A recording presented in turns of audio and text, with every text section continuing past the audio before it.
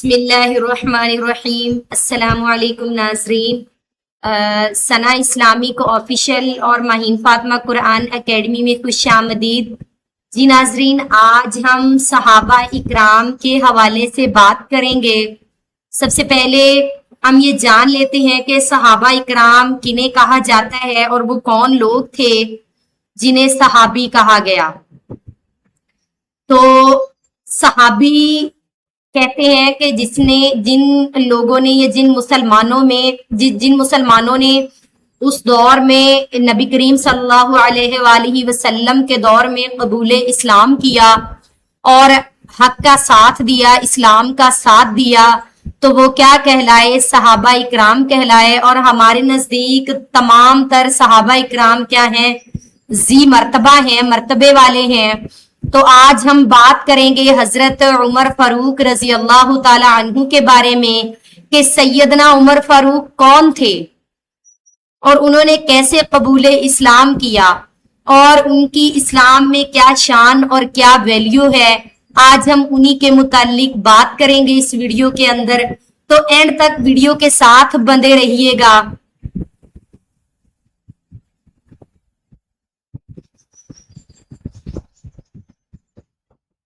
حضرت عمر بن خطاب رضی اللہ تعالی عنہ کی شان یہ ہے کہ عمر بن خطاب اسلام کے دوسرے خلیفہ عشرہ مبشرہ میں شامل ہیں اور رسول اللہ صلی اللہ علیہ وآلہ وسلم کے جلیل القدر صحابی تھے۔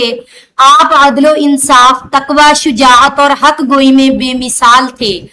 رسول اللہ صلی اللہ علیہ وآلہ وسلم نے آپ کو الفاروق، فاروق کا لقب دیا۔ کیوں دیا؟ آپ کا مقصد یہ تھا کہ آپ رضی اللہ تعالی عنہ کیا ہیں؟ فرق کرنے والے ہیں۔ فاروق کا مطلب ہوتا ہے فرق کرنے والا، حق اور باطل میں فرق کرنے والا۔ تو آپ رضی اللہ تعالی عنہ نے حق اور باطل کے درمیان کیا کر دیا؟ واضح فرق کر دیا۔ اگر ہم آپ رضی اللہ تعالی عنہ یعنی حضرت عمر رضی اللہ تعالی عنہ کے فضائل کی بات کریں تو آپ عشرہ مبشرہ میں شامل ہیں۔ عشرہ مبشرہ کون ہیں؟ وہ 10 صحابہ اکرام جنہیں جنت میں ہی عشرہ مبشرہ، جنتی ہونے کی، کیا دنیا میں ہی جنتی ہونے کی بشارت دی گئی۔ رسول اللہ صلی اللہ علیہ وآلہ وسلم نے فرمایا اگر میرے بعد کوئی نبی ہوتا تو وہ یقیناً عمر بن خطاب رضی اللہ تعالیٰ عنہ ہوتے۔ ایک اور حدیث مبارکہ کے اندر فرمایا شیطان عمر کو جس راستے پر چلتے دیکھتا ہے وہ راستہ چھوڑ کر دوسرا راستہ اختیار کر لیتا ہے، اور یہ صحیح بخاری اور صحیح مسلم کی حدیث ہے۔ آپ کے دور خلافت میں اسلامی ریاست بہت وسیع ہوئی۔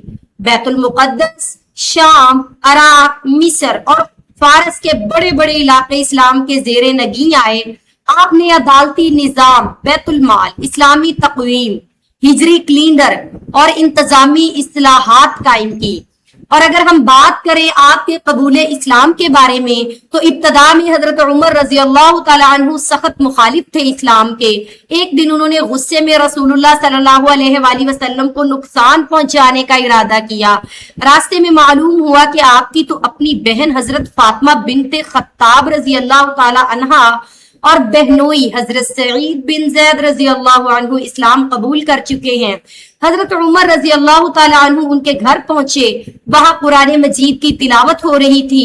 پہلے غصہ آیا، پھر جب انہوں نے سورۃ طٰہٰ کی ابتدائی آیات پڑھی تو ان کا دل نرم ہو گیا، تو انہوں نے کہا کہ مجھے محمد صلی اللہ علیہ وآلہ وسلم کے پاس لے چلو۔ پھر وہ دار ارقم پہنچے، رسول اللہ صلی اللہ علیہ وآلہ وسلم کے دست مبارک پر اسلام قبول کیا اور مسلمانوں نے خوشی سے اللہ اکبر کے نعرے بلند کیے۔ حضرت عمر رضی اللہ تعالی عنہ کے اسلام لانے سے مسلمانوں کو بڑی قوت اور حوصلہ ملا اور وہ کھلے عام عبادت کرنے لگے۔ سیدنا عمر فاروق رضی اللہ تعالی عنہ حق اور انصاف کی روشن مثال، شجاعت و تقوی کے پیکر تھے اور اسلام کے عظیم محافظ تھے۔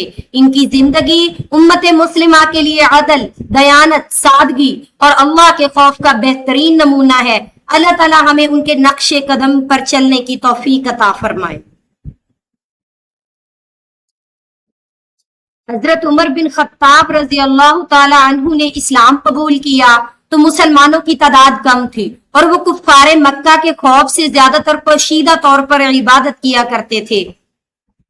تو حضرت عمر بن خطاب رضی اللہ تعالیٰ عنہ نے رسول اللہ صلی اللہ علیہ وآلہ وسلم سے عرض کیا، یا رسول اللہ، کیا ہم حق پر نہیں ہیں، خواہ زندہ رہیں یا شہید ہو جائیں؟ تو آپ صلی اللہ علیہ وآلہ وسلم نے فرمایا، کیوں نہیں، اس ذات کی قسم جس کے ہاتھ میں میری جان ہے، تم حق پر ہو۔ اس پر حضرت عمر رضی اللہ تعالیٰ عنہ نے عرض کیا، پھر ہم چھپ کر عبادت کیوں کرتے ہیں؟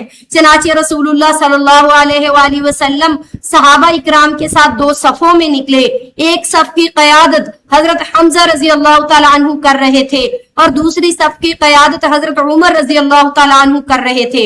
سب مسلمان تکبیر کہتے ہوئے خانہ کعبہ کی طرف پہنچے۔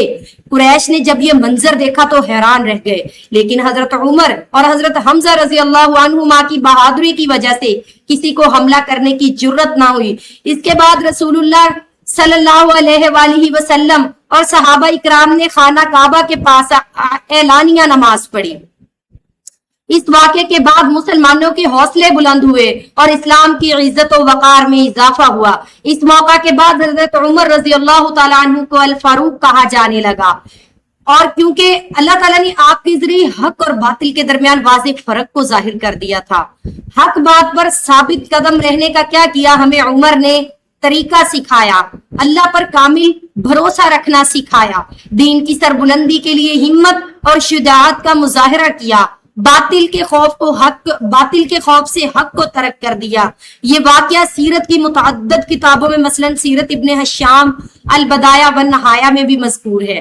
اگرچہ اس کی بعض روایات کی اسناد کے درجے کے بارے میں ہم محدثین کے درمیان گفتگو پائی جاتی ہے، تاہم یہ واقعہ سیرت کے معروف روایات میں شامل ہوتا ہے۔ تو میرے محترم ناظرین، اگر ہم بات کریں حضرت عمر رضی اللہ تعالی عنہ کی، رسول اللہ صلی اللہ علیہ وآلہ وسلم کے ساتھ کیا رشتہ داری تھی،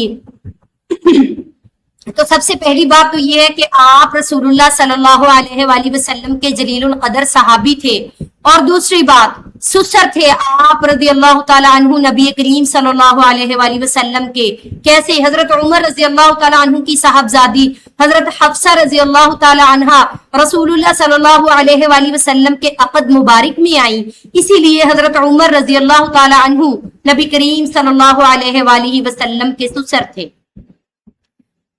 اور اگر رشتہ داری کی بات کریں قریشی خاندان کے حوالے سے، تو رسول اللہ صلی اللہ علیہ وآلہ وسلم اور حضرت عمر رضی اللہ تعالیٰ عنہ دونوں قریش قبیلے سے تھے، اگرچہ دونوں کی شاخیں مختلف تھیں، اس لحاظ سے بھی ان کے درمیان خاندانی قرابت داری تھی۔ لہذا رشتے کے اعتبار سے سب سے نمایاں بات یہ ہے کہ حضرت عمر رضی اللہ تعالیٰ عنہ رسول اللہ صلی اللہ علیہ وآلہ وسلم کے سسر تھے، کیونکہ حضرت حفصہ رضی اللہ تعالیٰ عنہ امہات المؤمنین میں شامل تھیں۔ اللہ تعالیٰ ان سب سے راضی ہو، آمین۔ تو ناظرین، آپ مجھے کمنٹ باکس میں بتائیں کہ آپ کو یہ واقعات اگر میں اپنے چینل پہ ڈیلی بیس پہ اپلوڈ کروں تو آپ کا اس کے بارے میں کیا خیال ہے۔